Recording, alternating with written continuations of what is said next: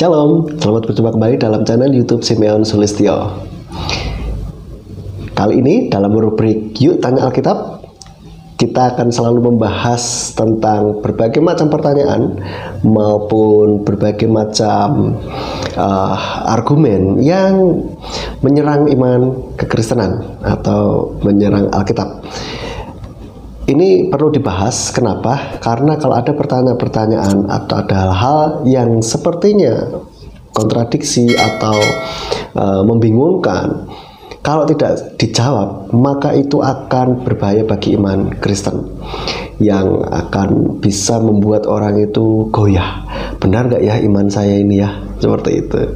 Oke, oleh karena itu di dalam rubrik Yuk Tanya Alkitab, kali ini kita akan membahas tentang satu topik juga yang sering kali diajukan atau sering kali ditanyakan kepada orang-orang Kristen, yaitu mana buktinya kalau Yeshua atau Yesus itu Tuhan.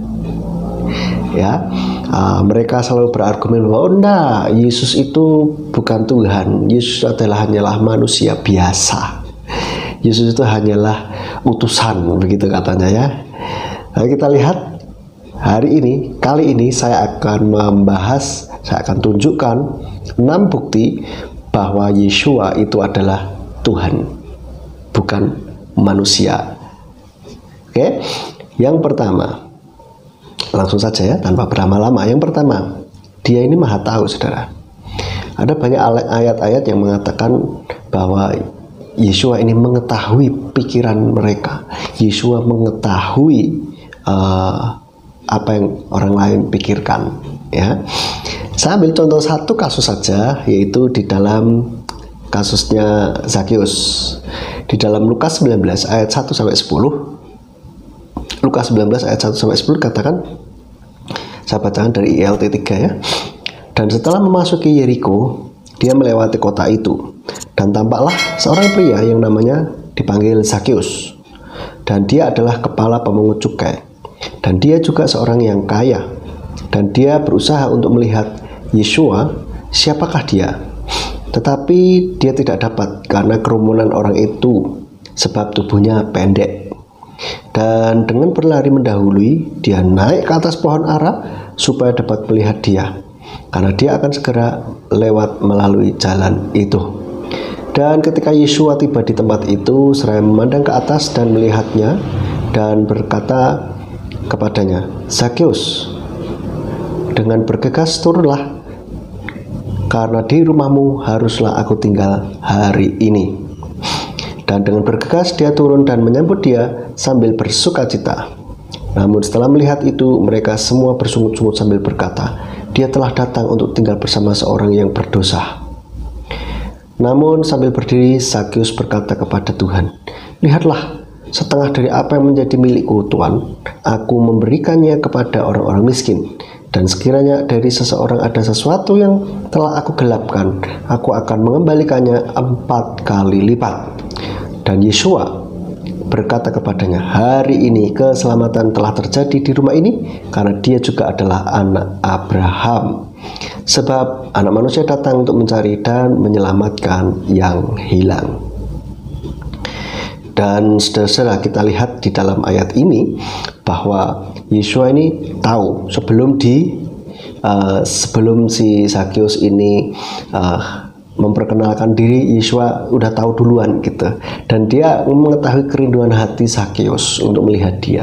Dan bahkan Yeshua tidak hanya sekedar memperlihatkan dirinya, tapi justru Yeshua langsung mampir ke rumahnya. Ini satu hal yang luar biasa, dan itu membawa dampak yang luar biasa bagi kehidupan Zakheus. Dan yang kedua, setelah melewati pencobaan di padang gurun, para malaikat datang melayaninya. Saya bacakan dari Matius 4 ayatnya yang ke-11. Di sana dikatakan, lalu si iblis meninggalkan dia, dan tampaklah para malaikat datang menghampiri dan melayani dia.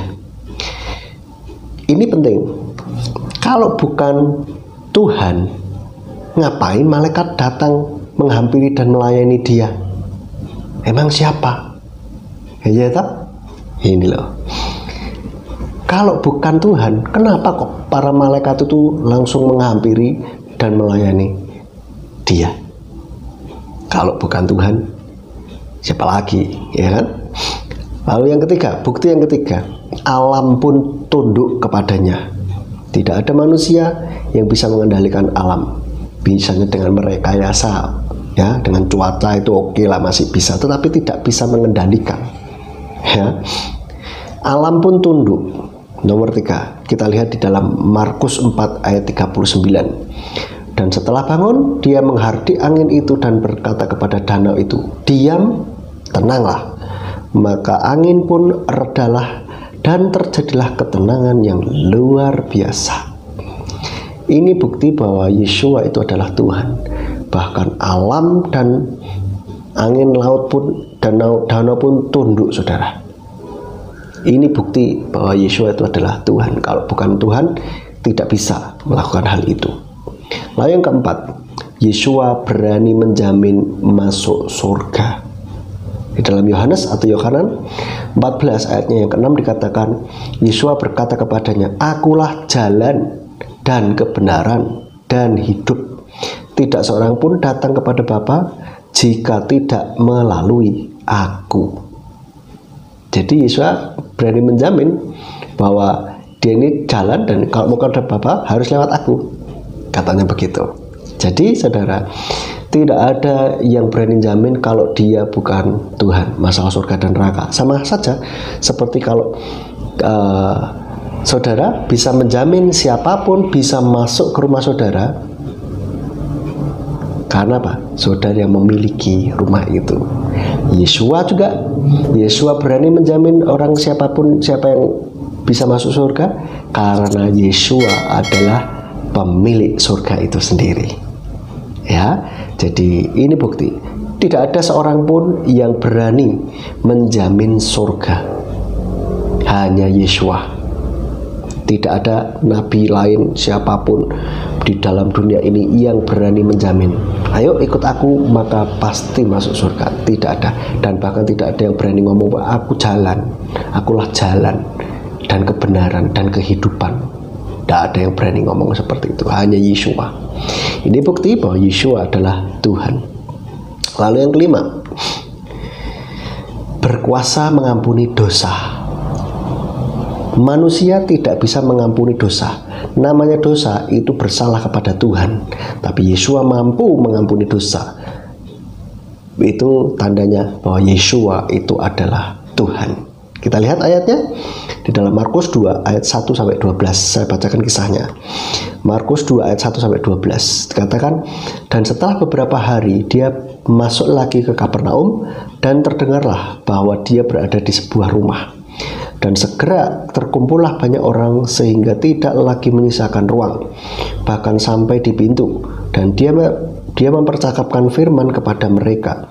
Dan datanglah mereka kepadanya dengan membawa seorang lumpuh yang diusung oleh 4 orang. Dan karena tidak dapat mendekat kepadanya oleh sebab kerumunan orang itu, mereka membongkar atap di atas tempat dia berada. Dan setelah melubanginya, mereka menurunkan tilam yang di atasnya orang lumpuh itu terbaring. Dan setelah melihat iman mereka, berkatalah Yeshua kepada orang lumpuh itu, "Nak, dosa-dosamu telah diampunkan kepadamu." Akan tetapi ada beberapa ahli kitab sedang duduk di sana dan bertanya-tanya dalam hati mereka, "Mengapa orang ini mengucapkan hujat seperti itu? Siapakah yang dapat," perhatikan, "siapakah yang dapat mengampunkan dosa kecuali satu, Elohim?"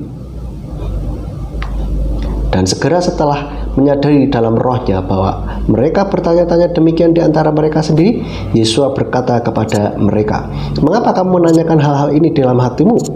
Manakah yang lebih mudah mengatakan kepada orang lumpuh itu, 'Dosa-dosamu telah diampunkan kepadamu,' atau mengatakan, 'Bangunlah dan angkatlah tilammu, lalu berjalanlah'?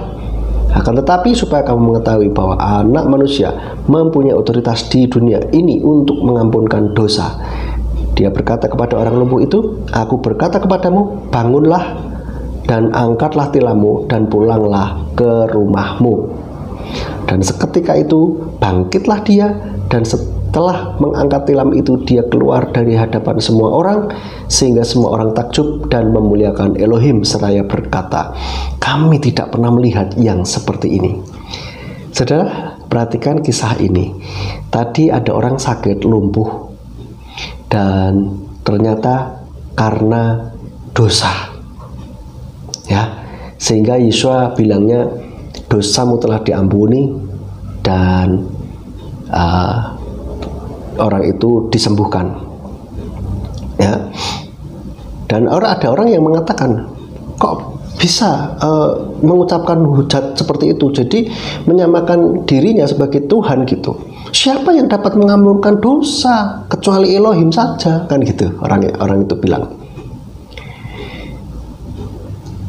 Betul, hanya Elohim, hanya Tuhan saja yang mampu mengampuni dosa. Dan Yeshua juga mampu mengampuni dosa.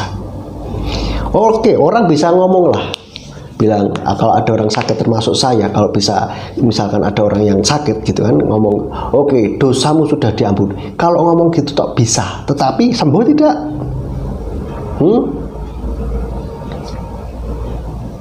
Pasti tidak sembuh. Tapi kalau Yeshua yang ngomong dosamu sudah diampuni, bangunlah dan angkatlah tilammu, sembuh saudara langsung. Ini buktinya bahwa kalau Yeshua bilang diampuni, berarti sudah diampuni. Nah, siapa yang bisa berkuasa seperti itu kalau bukan Tuhan? Jadi Yeshua itu adalah Tuhan. Kita manusia bisa nggak bisa bilang oke, dosamu sudah diampuni, ya ngomong tok, tapi apa ada buktinya nggak? Bener-bener diampuni nggak nih? Sudah sembuh belum tuh? Iya kan?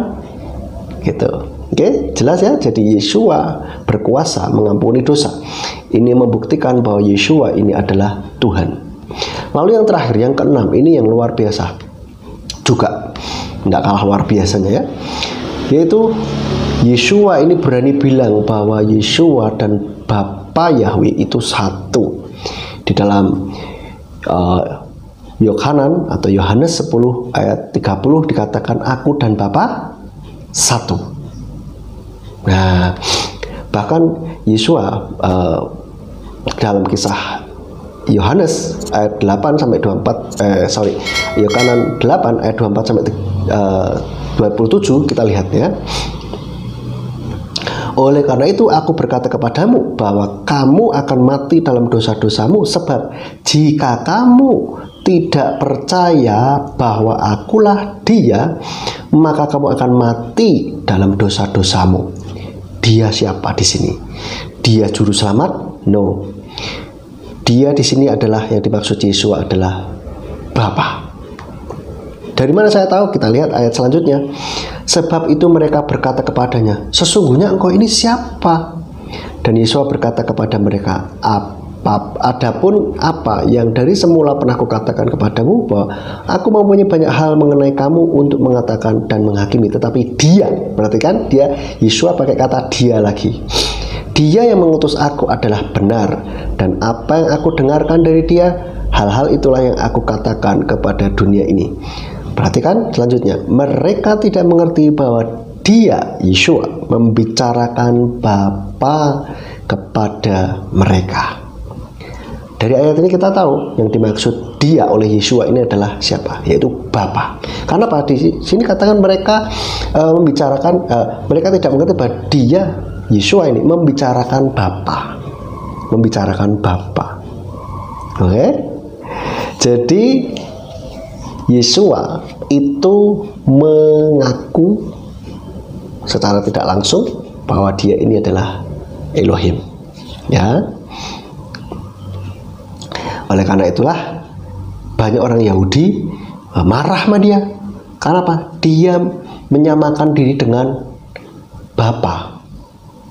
Dia, Yeshua ini mengatakan bahwa Dia adalah Elohim, meskipun secara tidak letterlek ya, tapi tersirat begitu.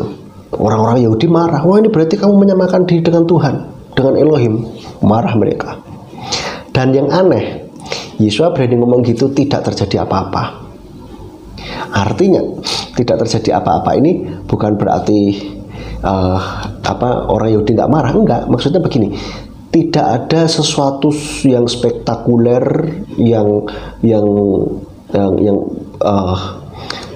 yang terjadi saat itu juga, seperti halnya Herodes ketika dia berpidato. Saya bacakan Kisah Para Rasul 12 ayat 21 sampai 23. Kisah Rasul 12 ayat 21 sampai 23 dikatakan, dan pada hari yang tertentu sambil mengenakan pakaian kerajaan dan duduk di atas kursi pengadilan, Herodes menyampaikan pidato kepada mereka, dan rakyat terus mengeluh-elukan, ini suara Elohim dan bukan dari manusia. Perhatikan, ini suara Elohim dan bukan manusia. Dan Herodes pada waktu itu tidak ngomong ya saya, enggak juga loh, tapi dia mendiamkan loh. Dan rakyat terus mengeluh-elukan. Herodes enggak ngomong, enggak mengiyakan bahwa ya rakyatku, ya inilah suara Elohim. Enggak ngomong gitu, cuman diemin aja. Artinya setuju. Ya kan? Itu saja malaikat ngamuk loh.